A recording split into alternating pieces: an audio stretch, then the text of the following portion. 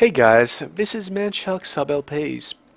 I'm Sub, this is Crusader Kings II, and this is Millennia in the Making episode 28. We're currently playing as King Ludolf the Great of Bavaria and Pomerania, and he is the son of King Otto of Bavaria, formerly Duke of Brunswick, formerly Duke of Saxony. We're going to attack some Norse today. We are currently plotting to assassinate various kings of Aquitaine. Little bit of a spoiler, the first time I tried to record this episode it didn't work out too well because I had OBS set up to record Maya's Martyr instead, and it just had wrong window sizes and all sorts of stuff. It was terrible. So I might breeze through a few things fairly swiftly. Apologies if I do that. If you want any further explanations on them, feel free to ask. I'd be happy to, if I remember what I was doing, because I'm kind of tired right now on top of things. Because yesterday I ran a Death Watch game, and yeah, it was quite fun, quite exciting. That's also why there was no episode yesterday, and just the Maya's Martyr achievement run instead. So, we're going to attack the King of Norway in Oldenburg. We're just getting some messages about air changing. That's because the King of Norway is currently attacking the King of Scotland. You can see it here for the province of Caithness. This province here. And that's going to be fine. Mashir, our good old Jewish spy master of Aquitaine, he'd be a terrible Jewish spy master of our place, he's got a success. Well, he's got a plot on how to kill King Anglebert here. Now, the issue that I've been having with killing off the Karling kings of Aquitaine is no matter what it says here with who gets succession, it's always been going to a Karling. And that's been very annoying. But, you know, whatever. Any dead Karling is a good Karling by my book. Okay, another thing we need to do is reassign our spy master, because he's currently not in the best position for him. To do that, well, to work out where the best position for him might be, I want to do military tech. We're falling behind on military tech, so, you know, we're going to look around for military tech, or if we just click these in line, we can kind of see, zoom out a bit further so we get rid of that big ugly crest. But Constantinople itself is a pretty good place. Nowhere has more than 2 points in Mil Org or Heavy Infantry, so we just got to build up the other ones. And it's easier to do that with the sort of overtime thing than it is to just buy points in them, because we want to save our points so that we can be ahead of other people.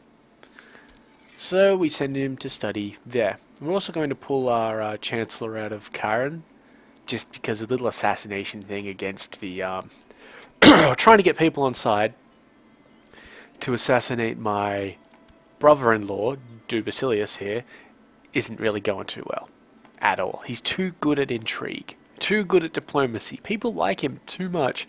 My own daughter likes him more than me, which I'd hope, because, you know, she's screwing the guy, has done at least twice, so, you know, I'd hope that she likes him more than me. That'd be a little weird. So we're going to take our Chancellor and just check our vassals. Yeah, so we're going to put him to try and increase opinion with probably Duchess Dorifia. Yeah, I can't really do much with this guy because he's not independent. If he was independent, I could be like, hey, come on, join in the realm that you should be part of. And he might, but he's not going to, because he's beholden to the King of Italy. So it's not actually his place to say that. The other option is to send our Chancellor somewhere to fabricate claims, like Bohemia. Because if we get one of these provinces of Bohemia, we could do a holy war for this stuff.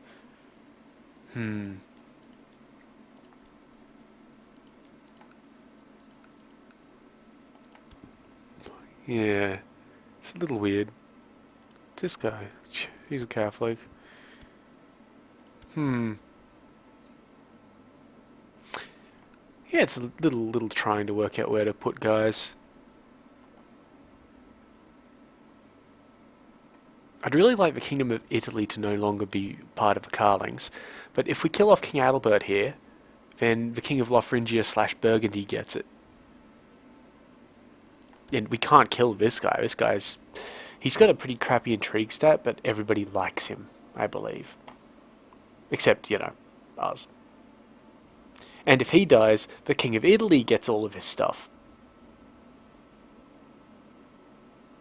Well, maybe not all of it. Maybe not all of it. Because there's Gavelkind succession involved. Anyway. We're going to march our troops up. Yeah, we've got some switching up happening here. It's fine. It doesn't really matter.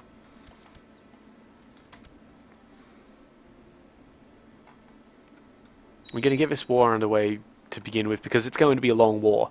Once we take this province, the province of Oldenburg, we will get a ticking war score, but we'll need to get it to about 95, 100% before he'll consider, the King of Norway will consider peacing out with us, because we're not going to march up and take on his stuff.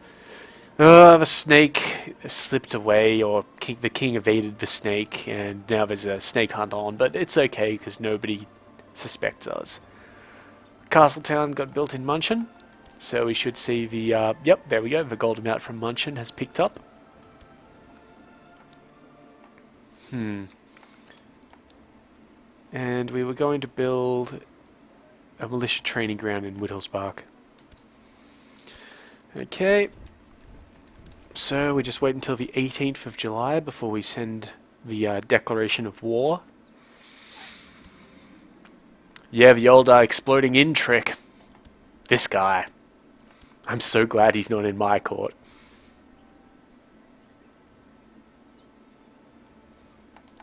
Wonder if we could just like get him married to somebody. Not somebody from our place, but like he wants to get married. We should get him married to someone. Like this imbecile here. Nah. Because he might not want to because she's not a I know he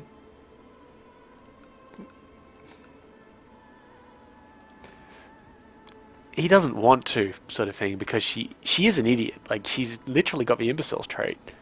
Come on, 18th of July. Guess what, King? King Haraldar Fairhair of Norway. See, now look, this is a house crest you can be proud of. Look at this. This is exceptional. What is it, a lion rampant? Anyway, buddy, it's, wartime. So, yep, they're coming in. We could call in the Byzantine, but we're not going to, because opinion sort of stuff. And raise up all of our troops. Select everybody and tell them to move to Oldenburg. And, we don't want to be leading the army. The reason for that is we are going to get Norwegian armies coming at us. But, and we should be able to handle them because they'll all be small, sort of. I think the biggest one that I saw last time well, the first time I tried to record this episode was 1,100 men. So the idea is that we just get enough here to crush them, but we don't endanger ourselves because there's no point to it. Okay, we killed the King of Aquitaine. Again. Success! King Engelbert perished in the manure explosion. There is no trace of my complicity to be found amongst the rubble. He went out with a bang. Alright, who's the new king? King Louis V, followed by King Louis, or whatever. Okay, we could get him killed off. What about, like, how's the thing going? So, yeah, we're going to just plot to murder this guy. Everybody get on board. Now, where this should go south for us at some point is eventually one of the kings who comes in will expel all of the Jews from the realm. Or they'll kick Masher out of being spy master. One of my subjects has been converted to the Catholic faith. Cool, but how about the whole province? That'd be nice. And eventually Masha will stop being the spy master of Aquitaine, and that'll be bad because then we won't be able to assassinate anybody down there anymore, because he's why we're killing people. Like, he's just providing a massive sort of impetus on things. Also, this guy is still Norse, but he converted to Catholicism, so we'll see if that happens. Like when I had the failed alternate timeline, if you will, and there was a revolt, and it didn't look good for him at all. But we'll see if that happens this time. It's kind of an interesting sort of experiment in duality or some philosophical bullshit. Yep, so just gathering this army up nice and quick. Very quick sieges because he depleted all of the troops. And, yeah. He's still got the new administration penalties. This guy's just formed a faction for the current heir to East Francia, I believe. I think it is, anyway. Prince Michael, Prince Manfred, no, to become King of Bavaria. This guy should die at some point. I mean, really, he's blind. He doesn't have any plus health stuff.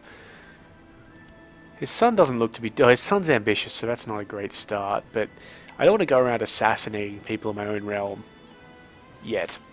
So we're just going to give him a bit of money. Improve his opinion of us. That should get him out of a faction. Good old buddy, Mashir of Nijmegen, has poisoned the wine of his king for like the 5th time.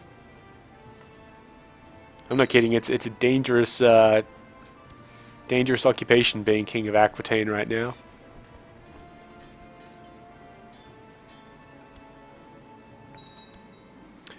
Hey, my wife's pregnant, and you know what that means.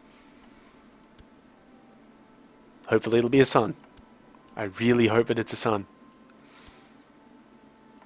Because if it's a son, not only will she be able to pass on the strong claim to the Byzantine Empire to him,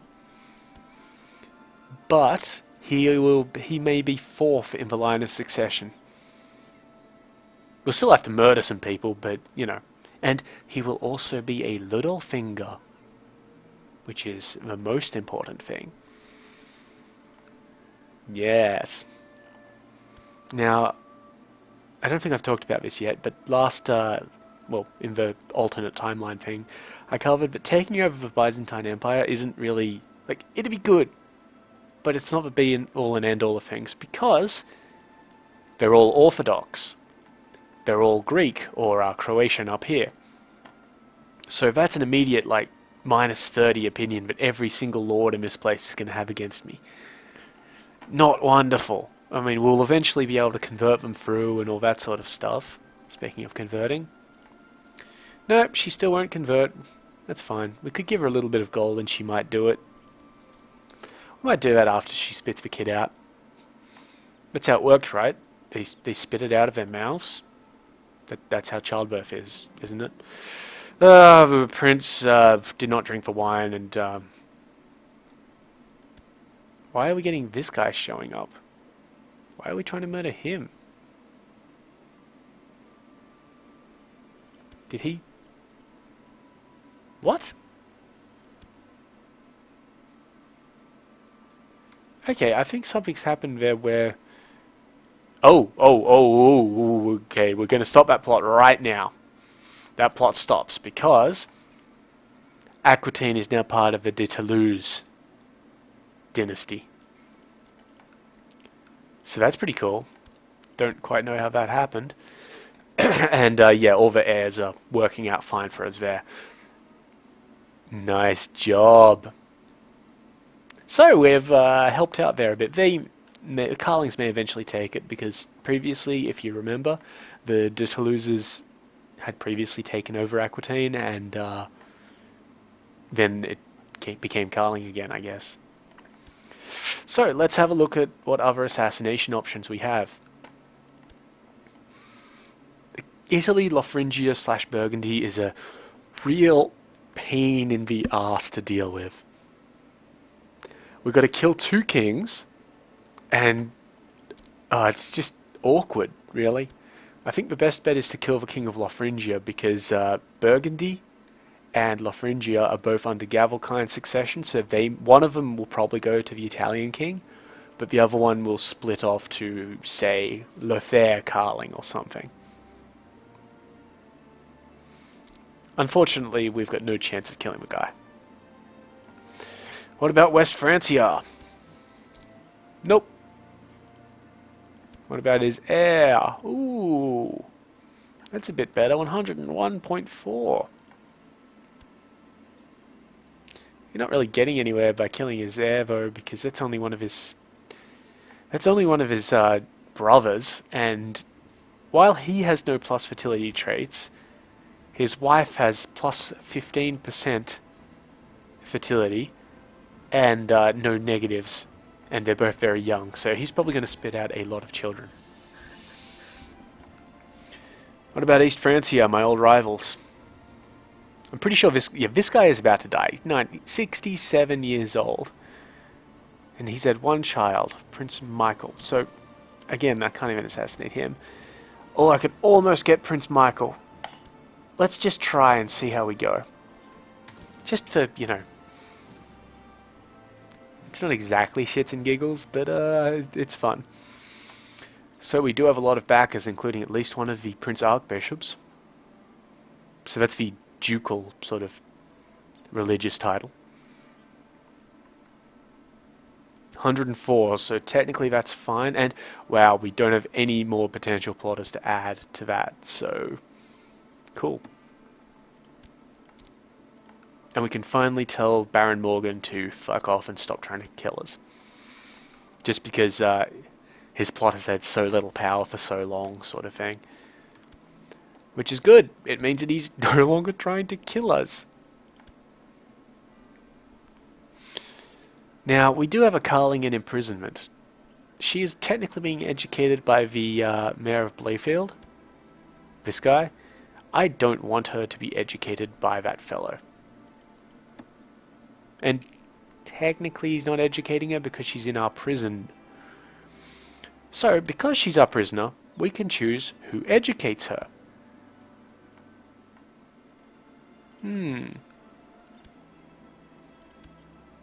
Very interesting. We can also alter her culture group. So currently she's German Catholic. I want her to be something outlandish. And I also want to educate her in the arts of religion.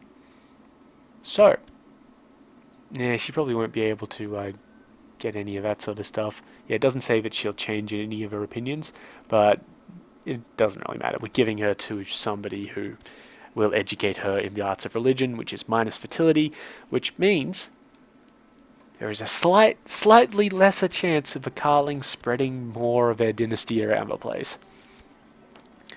We're playing the long game here. Literally. We've still got almost half a century to go. Actually, I think it is about half a century to go in Crusader Kings. Military organization in Native Barrian has increased. That doesn't really help us all that much, but it's alright. It's not a big deal, but it's not a small deal either.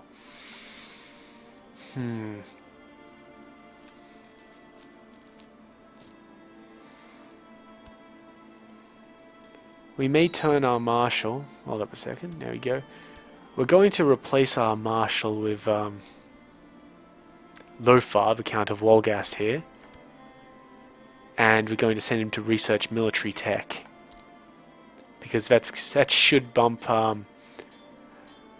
significantly increase the percentages for the... We need to upgrade all of these at some point, so that's handy.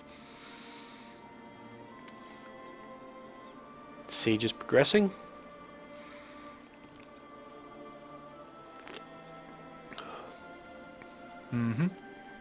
Quite nicely, actually.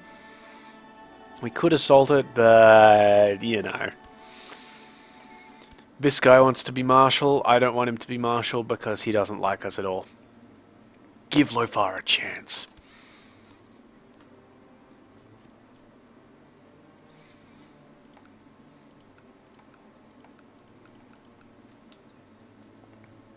Hmm. Also, I prefer that guy over 20 martial ability to be, really? Oh, we didn't actually reassign our Chancellor. We said we were going to, but, we kind of didn't. Still almost impossible to kill this guy. He does have a daughter. How old's his daughter? 8 years old? Can we betroth her to a Littlefinger? Nope. Definitely not. Oh well. That's alright. It's the son who's really an issue, but the son is still sickly, so that's good.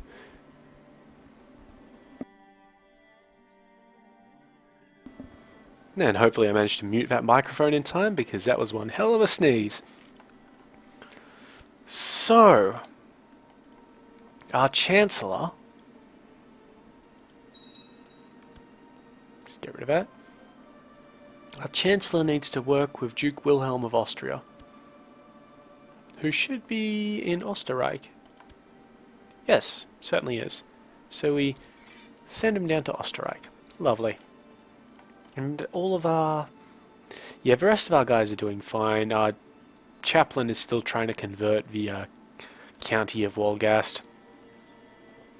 Spymaster's studying tech in Constantinople. The steward is doing what we really should be having stewards do on a regular basis, which is collecting tax in our capital county. Marshal is researching tech, and the Chancellor is doing what we just sent him to do. Haven't seen any of these Norwegian armies yet, but they've won their little battle with Scotland, so we should see some soon. Ish. It's just something we need to keep an eye on, and as they show up, we just smack them down to continue, getting war score sort of thing. Because we are really not going to get much out of holding these free holdings, and nor are we going to get too much from the ticking war score. He's called in his only ally, the Count of Difflin, which is Dublin, I believe. It's just held by... I don't know, is that Dublin? I'm not really sure. No doubt somebody will know. Okay, we've just taken the Barony of Kloppenburg, and now we're attacking the Temple of Javar. And that will die rather swiftly. Let's just attack it. It's a temple, it doesn't have much in way of fort level. We're going to lose some men, but that's alright. There we go. Nice and easy. So, from that we've only got 19% war score. But now we're ticking upwards, and there's the Norwegian fleets. They're sending some dudes down. So now we can start hitting them, and yeah, using that to continue to escalate the war score. Now I actually want Christopher to be in the middle, not Nicephorus, because Christopher has the heavy infantry leader trait, and unyielding, which is a defensive one. But heavy infantry means he's kind of crap with cavalry, except most of that is mitigated, but he's really good with heavy foot troops, which the center flank, or the central column, is mainly comprised of. Them and archers. So these guys will turn up here. See, that's a fairly sizable army. We're bigger. We've probably got more guys, and they're at half morale because they just got off the boat. Okay, we got a daughter. That's not exactly what I was after, but, and she's weak, so really not what I was after, but, fine, whatever. We're going to bribe our wife to convert religions. She'll get back to us in a week. My little son, old Prince Ulrich, always has his nose in the scriptures and spends all his time among the priests, before they get cycled to other parishes to hide them from prosecution. Such a bright little child. We lose the cynical trait.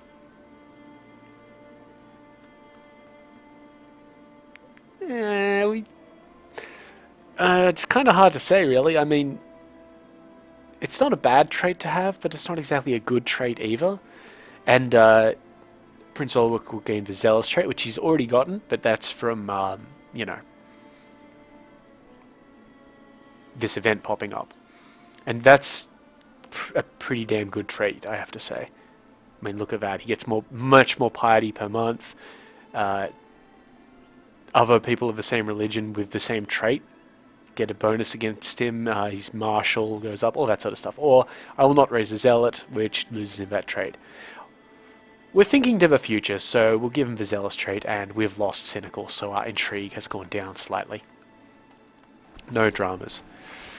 We killed this guy in battle. He was nobody all that important, but he had a decent martial skill, so, you know, good on us.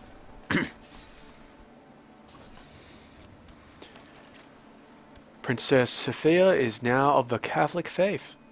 Hopefully that hasn't disqualified her from becoming emperor. It would be really strange if it did. So let's just check on that. Nope, she's still third in line. Cool. Really wish we could gank this guy or something. It's just really annoying. I mean, if we... Let's just see this. So if we wanted to add people... Yeah, our daughter is the best person to shove into this, and she's still 4 points shy, and we just can't pay her enough for that to happen. And even then, even if we got everybody in on this, it wouldn't be enough. It just would not be enough. So we just kind of got to hope to fate, you know, try and luck it out. Yeah, so we killed a lot of people, including this dude, and we got 10% war score out of it. Now we chase them down and murder the rest.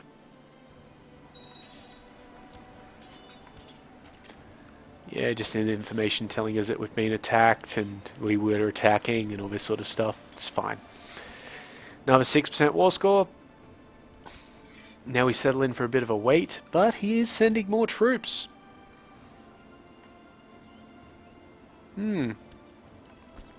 That's the army of Difflin, or Dublin, or...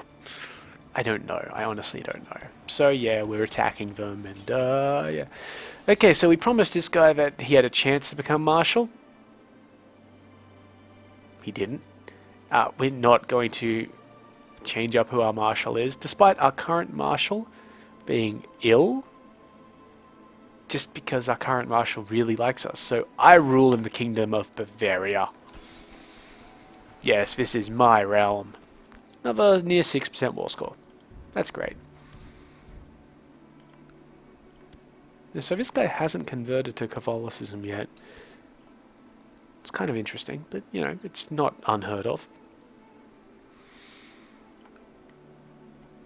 Now, we haven't raised up vassal levies, because we only get 3,000 guys from vassals, whereas our personal levies are close to 4,000 or 4,500, and we add the 2,000 retinues to that, so, you know, we have like 6,500 troops on hand when we need them.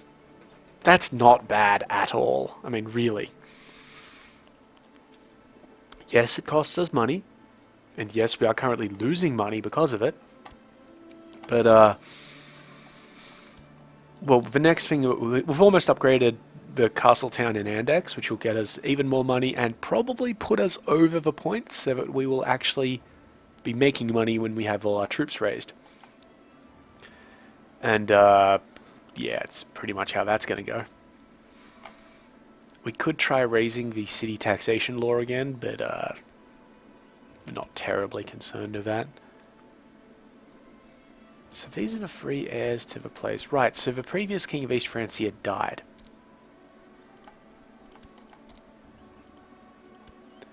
So let's just go through the list of people in the succession and see if any of them are assassinatable. So far none of them have been. This kid is Folkmar Karling.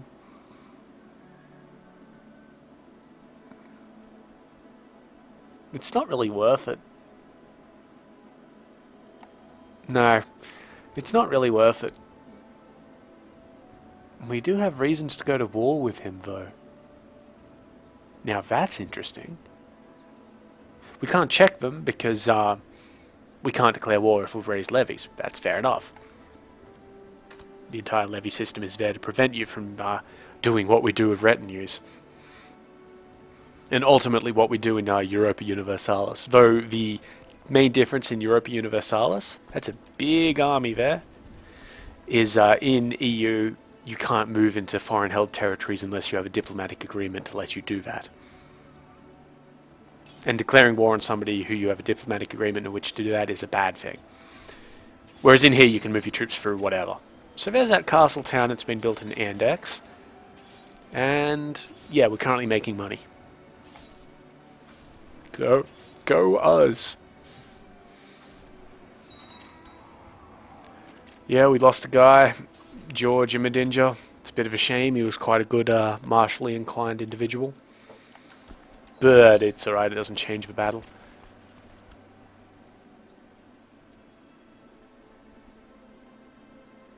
That's odd. Why is it telling us that we can press that claim? We're already kind of pressing that. 52.7% war score. Can we have it now, bro? No. I'm losing, but I won't give up yet. So we're just going to chase these guys down and crush them, and that should give us the war score that we need. Come. Looks like somebody died. And yeah, easily got the war score that we needed. Okay, Count Anselm of Celli has inherited the Count of Celli. Why doesn't he like us? Okay, yep, right, because he's gay. And because we're possessed, he gets a minus 25 sort of thing. So it'd probably be good news if this guy went and died. Or something. But, you know, he's only a count, so I'm not terribly concerned about that. And he only got one of his mother's two counties. This guy got the other one. So, let's just declare victory in this war. Yes, please. Thank you. Now, if the demence is too big and there's a vassal inheritance warning on this guy. That's alright, because this guy's Norse, and because... well, we have medium crown authority in one of our realms anyway. I believe we can revoke it and nobody cares. And let's just put down our levies. So that now we can make even more money. We're getting a message that Princess Brunhilde here, our daughter, doesn't have an educator. She is really good at intrigue. So let's educate her in the fine art of diplomacy. From the Count of Göttingen. Done. And we'll just wait for this guy's barony to be revoked before we give away the county of Oldenburg to someone. If that's what we're going to do. Alright, so now we're Baron of Kloppenburg. We'll give that away immediately to a nice German Catholic, Herbert here. You know what? Herbert can be Count of that place, Oldenburg. I have no concerns about that. Okay, so what's on the menu now? Well, we've got Pomerania to expand into. We do need to take it all, just, you know, for completionists' sake. There's always Italy, but I'm very wary of Italy because, well, Karlings. Though, we should be able to call... what I'd want to do... they've got a lot more troops than they used to. These guys here need to move up. Because this is a big army down here. But, you know, whatever. I would think about calling the Byzantines in, but only after that jihad, because they won't do anything until that jihad ends, because it's a big war that they should be involved in. And we don't want to distract them from it. I really got... what is it with this bandsaw? Okay, let's get our troops over here. We're going to try and take Rana or Dimon. Because these guys don't have much of a way of... Well, they do have a lot of allies, but I don't care. I really don't care. And they're our damn lands by right of the money we paid and such. Pretty sure that counts. And the more lands we get, the bigger our retinue. And the bigger our retinue, the, well, better we are. Okay, so it seems that the old King of Norway died and left it to King Balder here. He wants us to pay 10 gold to get this woman back.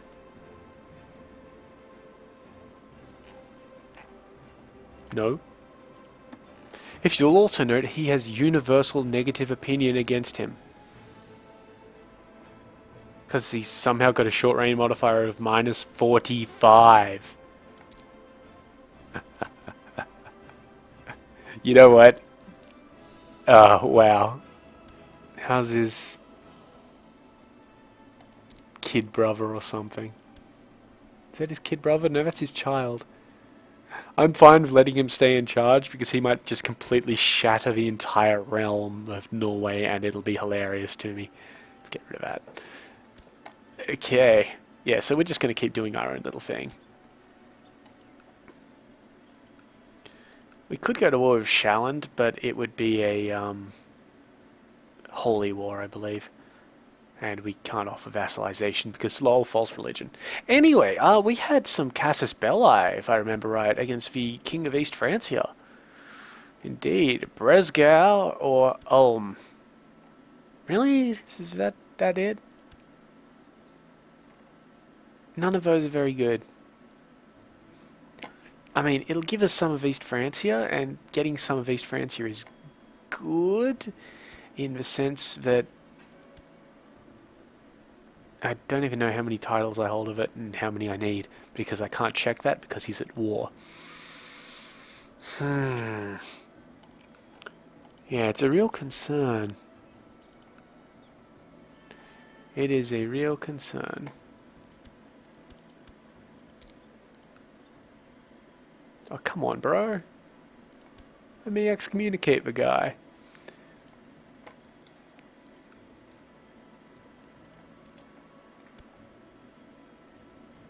This goddamned Karling. Ugh. It offends me. Offends me so much. Okay, look, we've got to solidify our own realm before we can do anything about other people. Okay, the child needs to be educated. My nephew, my weak nephew, he's pretty good at stewardship, so we're going to try and educate him in stewardship. Jesper here will educate him. Excellent.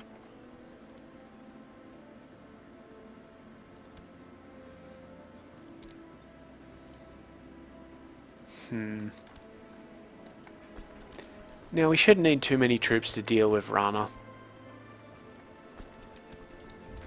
So, let's see. The main issue is the supply bullshit again, so actually it would probably be better taking Dimon. Yeah, and we can just kind of take the castle. It's really annoying. Because of the supply limits, there's just a huge problem with attacking these guys. We could hit up the High Chief of Sorbs again. The only issue is that it would be a holy war, and that'd mean that all the other Slavic rulers, who are, let's see, all of these guys might join in, and he's got some Norse allies and all that sort of crap. Yeah, and the supply limit's just terrible. So it's going to cost us a bit of gold if we send our units there, because the retinue will constantly reinforce. What we can do when we're onto the siege phase and not the sort of battle phase is set our retinues to either not reinforce or reinforce at half cost. Oh, let's just bite the bullet and do it. Okay, so it's not going to be a holy war. That would be a bad idea. It's going to be a de jure claim on Dimmen. Raise up your troops. There we go. Better to let him raise the troops, actually, because that reduces the amount of people we fight in the siege. So what I might do is, after we have this battle, split these guys in half. Just so that they don't suffer attrition. And move one of the armies somewhere else.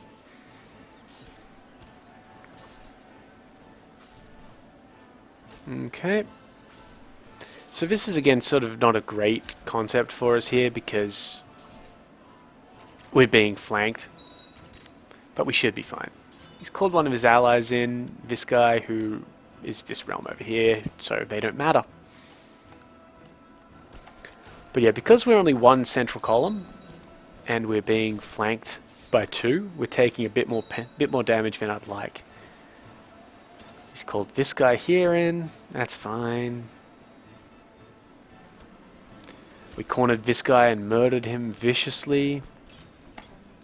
He was in one of the flanks. We're actually losing this fight. And he called him a High Chief of Lithuania, which is somewhere over here. We're losing this fight because of the flanking. So that's a big problem for us, actually. Yep, we're going to run over the river. And raise up some... No, we're not going to raise them up. We're going to have to raise up our personal levies again. That's alright. Because our personal levies are pretty cool. Particularly these ones. But I'm going to stop myself from leading that army. Give it to this guy instead. Come on, get across the river. And yes, so we lose a bit of war score for that. It's not too bad because these guys will reinforce. The main danger is that if your retinue gets wiped out, like to a man, you've got to come all the way back here and repurchase them. Which can be a huge pain in the ass if you lose like a 20,000 man retinue. So we'll just have them all regroup. Reinforce a bit. And we'll come here and smack the shit out of these guys. And then leave behind a small siege force to besiege the places. We're going to lose men doing it. You know, don't get me wrong. But it's not going to be a big deal for us. Because now we'll have flanks. We only lost that battle because of a flanking situation. The woman we set to educate this prisoner has died. So, set another theologian to do it.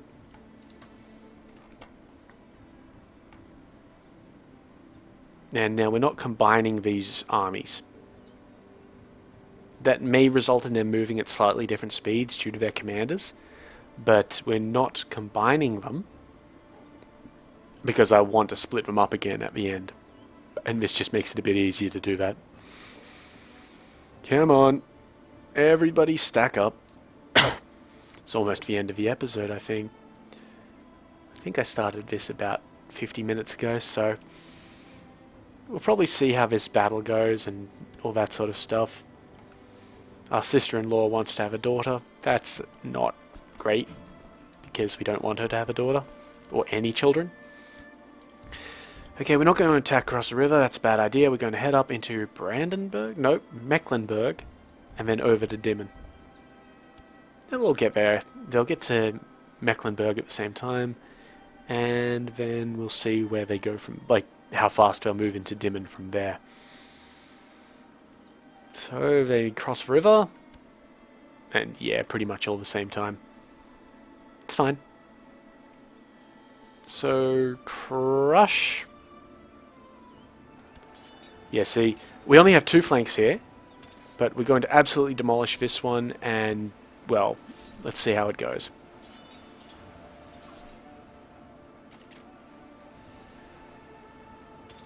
Yeah, see, these guys are losing a fair amount of morale in just the skirmish phase. And, yep, there we go. Slaughtered.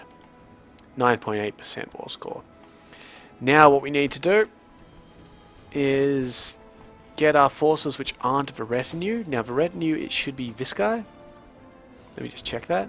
Yep, so that's retinue, so I'm going to tell him to move up there, but I'm not going to unpause, because that's differentiated him from the rest of the armies. Select these guys and tell them to go to Brandenburg. And tell Christopher to stop moving. So we find out which one he is. There he is. And tell him to stop moving. So now he's besieging. He's below the supply limit.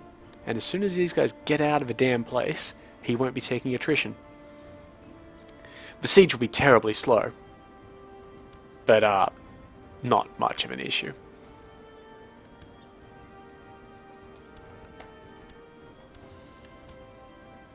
Yep, there we go. Now I'm going to join these armies together. And there we are. Now we have 3 proper flanks. And we'll just send them up to Wolgast. I think the distance between Wolgast and Dimmen is shorter.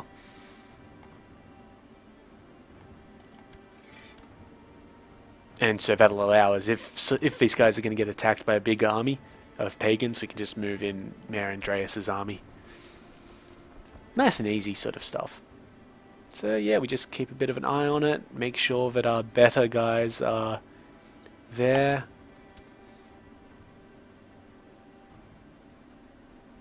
There's a bit of a revolt happening over here for some reason.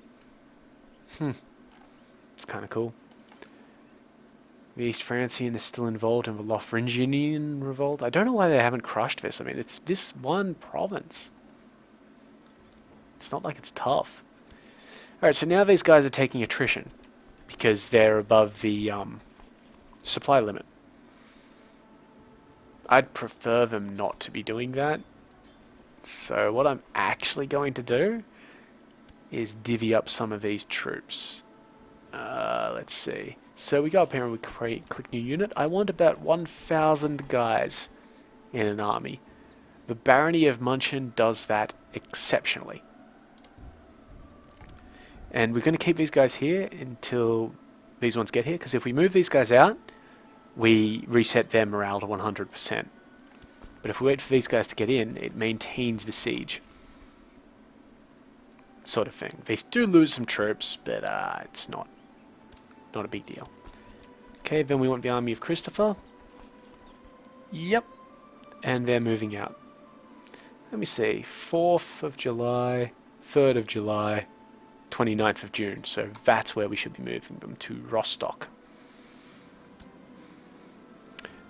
I was inspecting the damage to the highest tower in Oberbayern when the head of Ulrich appeared outside the window, 50 meters above ground. What should I do with this curious child? Curiosity has never killed anyone. 50% chance he gained the honest trait. Not good. I mean, it's alright, but it's not great. 35% chance of brave, which is exceptional. 10% chance of becoming wounded, 5% chance of becoming maimed, and he won't like us for 5 years. For some reason. Teach him a lesson, and I apparently did not turn off Steam. Let me just get to that and set myself to being offline. Wonderful. Hopefully that hasn't buggered up my recording too much. Usually I set myself to being offline in Steam, so, you know, whatever. Teach him a lesson, which is an 80% chance that he becomes maimed and a 20% chance that he dies. Or strictly forbid him to climb the tower. 90% chance of deceitful. It's not too bad. It's the opposite of honest anyway. And 10% chance that he becomes craven, which is completely negative. Let's just say curiosity never killed anyone. He has gained the brave trait. Right, so he only gets like the minus 200 opinion if we maimed him because of that event. Okay, so now no attrition is being suffered anywhere. Wonderful. And I'm going to send these guys around by the long route to get to Rostock, because it's quicker to reinforce into Demon from Rostock. This is going to take a while. Okay, the cook has prepared a fine meal, but the priest preached about temperance. I try to eat modestly, but the food is too good. Gluttonous. Bad. Just bad. Or I satisfy my hunger with bread and water. 45% chance that we become temperate, which is the opposite of gluttonous, and is good. We didn't get it. We didn't get anything happening. That's fine. Not terribly concerned. Just nice little things. A little bit of extra stewardship would have been nice, though. You know, that would have helped us with our economy tech. Oh well. No big deal, as they say. The jihad for Anatolia seems to be coming along nicely for our side, the defenders. There's an army we have to worry about. Oh no, it isn't. It just looks like it. That's actually mostly a rebel army. But we are hostile to the Count of Finn, or the Chief of Finn, so it appears as a Finnish army. Okay, so we get there on the 14th. I will combine the forces because that's kind of smart. And there we go. Constans died. Right.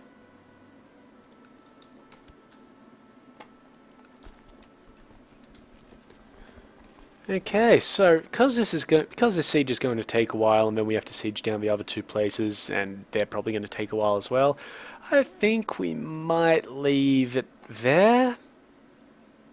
Yeah, okay. We're going to leave the episode here. So if you've got any questions about your own games, this game, what I'm doing, let me pause the game here. Wolgast has been converted to the Catholic faith, so that's cool. Good work.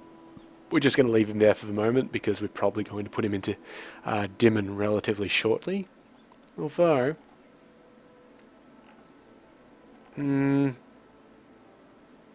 just going to let him research cultural tech in Oberbayern for a little bit. He'll be fine. Anyway, as I was saying, if you've got any questions, feel free to ask them. If you've got comments about, what I'm doing, or anything really, I guess, feel free to leave them below. Give me a like if you liked it. If you want to see more of this sort of thing, subscribe button's right there. And yeah, I've been Sub.